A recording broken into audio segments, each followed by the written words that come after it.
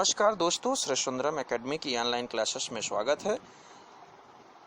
Shri Sundaram academy के द्वारा online classes के साथ साथ ऑनलाइन टेस्ट भी प्रसारित किए जा रहे हैं।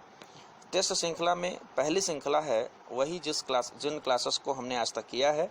टॉपिक सामाजिक क्षेत्र वाला, पेपर सेकंड का पार्ट बी सेक्शन, उसके प्रश्न आज हम लोग देखे जाएंगे। इसमें कुल तीन प्रश्नों के अधीन कुल आपका जो प्रश्न आते हैं वो प्रश्न है।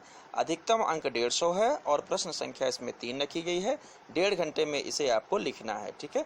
यदि आप इसको लिखते हैं और लिख करके यदि आप इसे हमसे चेक करवाना चाहते हैं तो PDF फॉर्मेट में दिए गए लास्ट में दिए गए नंबर पे आप हमें भेज सकते हैं या संपर्क करें। तो आइए प्रश्न देखते हैं।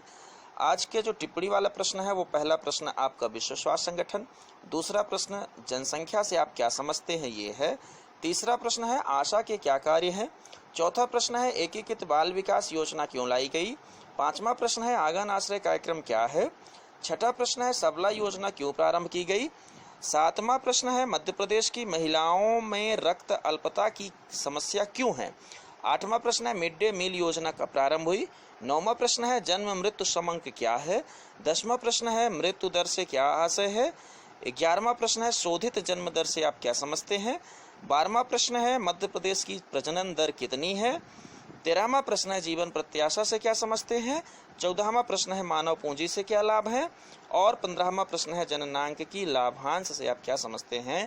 ये 15 प्रश्नों का उत्तर आपको देना है। 2019 वाले 30 शब्दों में और 2020 वाले इन्हीं प्रश्नों का उत्तर 10 से 20 शब्द में देने की कोशिश करेंगे।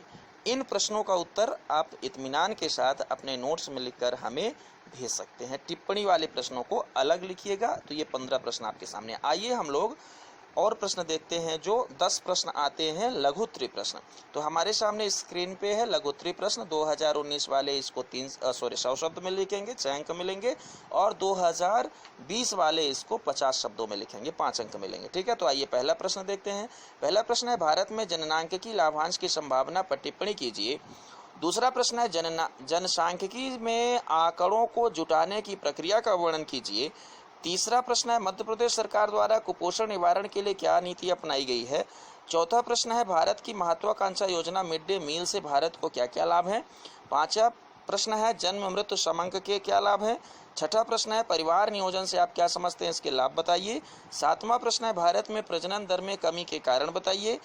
आठवां प्रश्न है भारत में जनसंख्या वृद्धि के क्या कारण है। नौवां प्रश्न है लिंगानुपात से क्या समझते हैं, कम लिंगानुपात के प्रभाव बताइए। 10वां प्रश्न है विश्व स्वास्थ्य संगठन की स्थापना का उद्देश्य क्या है। और 11वां प्रश्न है मिशन परिवार विकास जैसे कार्यक्रम क्यों जरूरी हैं। तो ये 10 प्रश्नों के उत्तर आपको यदि 2019 की तैयारी कर रहे हैं तो 100 शब्दों में और 2020 की तैयारी कर रहे हैं तो 50 शब्दों में लिखना आना चाहिए। बड़े ही इंपॉर्टेंट प्रश्न हैं। इनमें से कई ऐसे प्रश्न हैं जो पीछे पूछे जा चुके हैं, उनको हमने दिया है, ठीक है। तो आगे हम लोग तीसरा प्रश्न देखेंगे। तीसरे प्रश्न में 5 प्रश्न होंगे। 2019 वालों के लिए 3 अनिवार्य हैं, ठीक है। तो तीसरा प्रश्न हम लोग के सामने है जो 300 शब्दों में लिखना है, 15 अंक का होता है। और 2020 वालों के लिए 200 शब्दों में लिखना है और सारे 5 प्रश्न करने, ठीक है। तो इसमें पहला प्रश्न है ICDS का वर्णन कीजिए। दूसरा प्रश्न है जन्म मृत्यु समांक की विभिन्न दरों को परिभाषित कीजिए। तीसरा प्रश्न है राष्ट्रीय जनसंख्या नीति 2000 के प्रमुख प्रावधान बताइए।